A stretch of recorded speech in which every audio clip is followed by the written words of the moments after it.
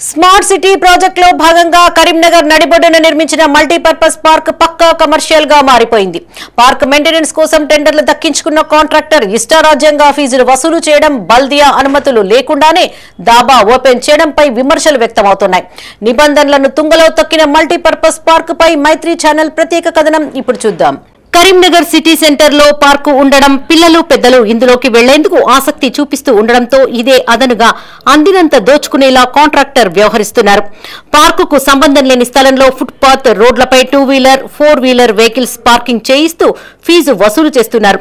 Weekends, శనివారం, ఆదివారం ఎంట్రీకి double ఛార్జీలు వసూలు చేస్తూ నిబంధనలకు విరుద్ధంగా దాబా పార్క్ పరిధిలో కేవలం క్యాంటీన్ ఏర్పాటుకు మాత్రమే అనుమతి ఉంది.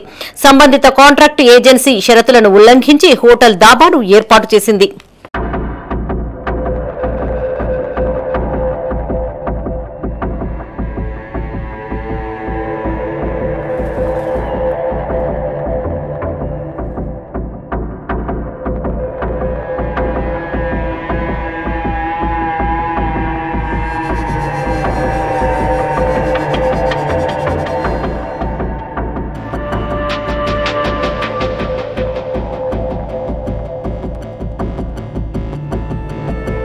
కరీంనగర్ ప్రజల ఆహ్లాదం కోసం తెలంగాణ చౌక్ సమీపంలో 7 ఎకరాల విస్తీర్ణంలో మల్టీపర్పస్ పార్కును 11 కోట్లతో నిర్మించారు. ల్యాండ్స్కేప్, లైటింగ్, ఈపీడీఎం ఫ్లోరింగ్ తో కూడిన walking track, children play area, seating, walking barrel, రోటోక్రౌడ్ ట్యూబ్, సైడ్ రోబోవేవ్, camel spring rider, musical fountain, amphitheatre సౌకర్యాలు కల్పించారు.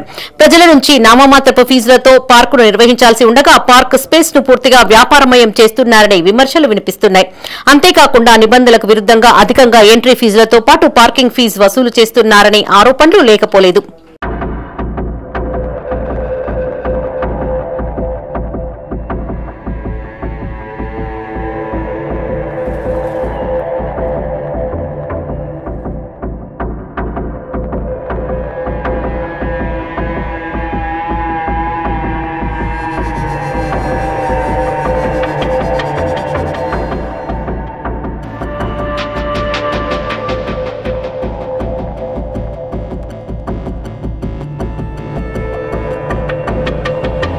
మల్టీపర్పస్ పార్క్ లో ఫుడ్ కోర్ట్ ఇప్పటికే ఉన్నప్పటికీ ఎలాంటి అనుమతులు లేకుండా రోడ్డు వైపు పార్క్ ప్రహారిని కూల్చి ఇటీవల దాబాను ఏర్పాటు చేశారు. ఇందులో 50 మంది వరకు కూర్చునేలా సీటింగ్ అరేంజ్మెంట్ చేసి హోటల్ బిజినెస్ నడుపుతున్నారు. ఇంత జరుగుతున్నా మున్సిపల్ ఆఫీసర్స్ మాత్రం అటువైపు కన్నెత్తి చూడకపోవడంపై విమర్శలు వ్యక్తమవుతున్నాయి.